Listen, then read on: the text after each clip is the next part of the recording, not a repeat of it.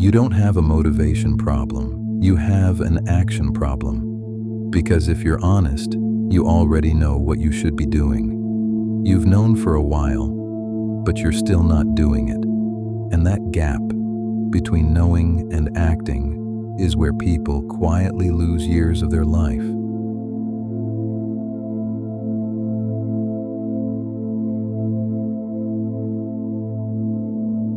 It's not obvious at first. From the outside, it looks like you're trying. You think about it, you plan it, you even tell yourself, I'll start soon. But when the moment comes, you hesitate, you delay, you tell yourself, I'll do it tomorrow. And tomorrow turns into next week, then next month, and nothing really changes. Not because you're lazy, but because something inside you keeps pulling you back into comfort. Avoiding discomfort, avoiding risk, avoiding pressure. The Stoics understood this, not as an idea, but as something you deal with every day. So instead of giving you theory, these are 12 shifts that actually move you forward. 1. Stop wasting energy on what you can't control. A lot of people feel stuck, not because they don't know what to do, but because their mind is everywhere. You think about what people might say, what could go wrong, how things might turn out, and none of that moves anything forward. It just drains you. Try this instead. When you feel stuck, pause and ask, what can I actually do right now? Not tomorrow. Not later, right now, even if it's small. Because clarity doesn't come from thinking more, it comes from acting. 2. Do the thing you're avoiding. You already know what it is. That one thing sitting in the back of your mind, the conversation you've been putting off, the decision you don't want to make, the task you keep delaying. Notice something. The longer you avoid it, the heavier it feels. It builds pressure. But the second you start, even just a little, that pressure drops almost instantly because avoidance exaggerates, action corrects. 3. Get used to discomfort. Most people don't fail because they're incapable. They fail because they avoid discomfort. Anything that feels awkward, uncertain, uncomfortable gets pushed away. But that's exactly where growth happens. Think about the last time you improved at something. It didn't feel smooth. It probably felt frustrating, slow, a bit uncomfortable. That's the process. If you remove discomfort, you remove growth.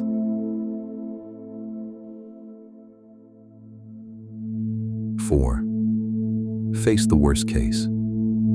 Your mind is very good at making things feel worse than they are. It builds scenarios. It exaggerates outcomes. So instead of avoiding it, face it directly.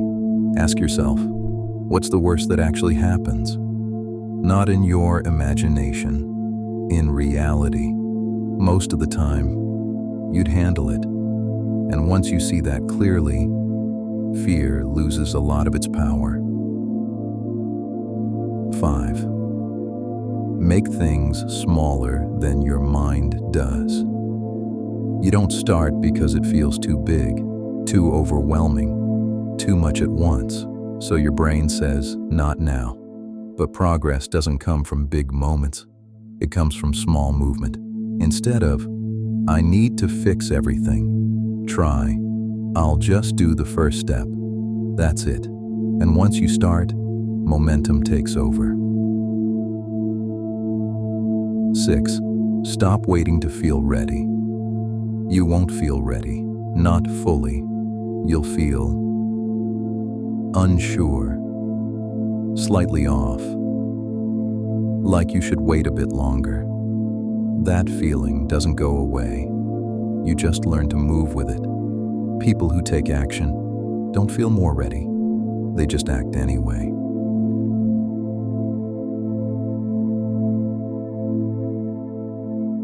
7.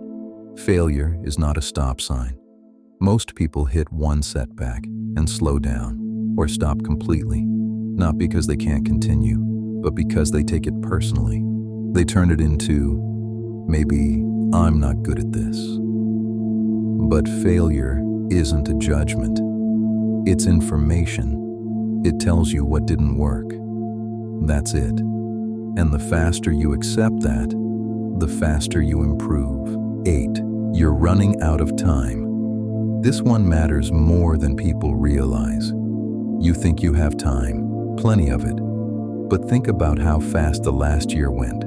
Now imagine doing that again and nothing changing. That's what happens when you delay action. Not dramatically, quietly. You don't need urgency. You need awareness.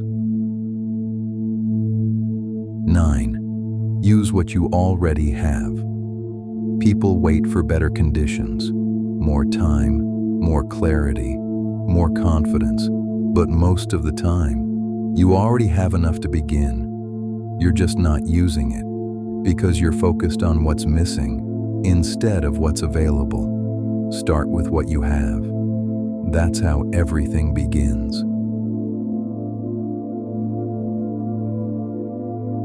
10. Stay a beginner. A lot of people stop improving because they hate feeling new at something. They don't like not knowing, not being good yet, making mistakes, so they stay where they're comfortable. And nothing changes. Growth requires you to be bad for a while. That's the trade. 11. Know what matters to you. If you don't know what matters, everything feels uncertain. You hesitate more. You second guess. You look for approval. But when you're clear on what matters, decisions get easier. You don't need as much reassurance because you already know where you stand. 12. Take responsibility. The shift. At some point, you have to stop explaining why things aren't moving and just say, this is on me. Not as pressure, as control. Because once it's on you, you can act. And once you act, things start changing. None of this is complicated, but it's not easy either. Because knowing all of this and actually living it are very different things. Most people stay stuck in the first. A few move into the second. And those few are the ones who change their lives.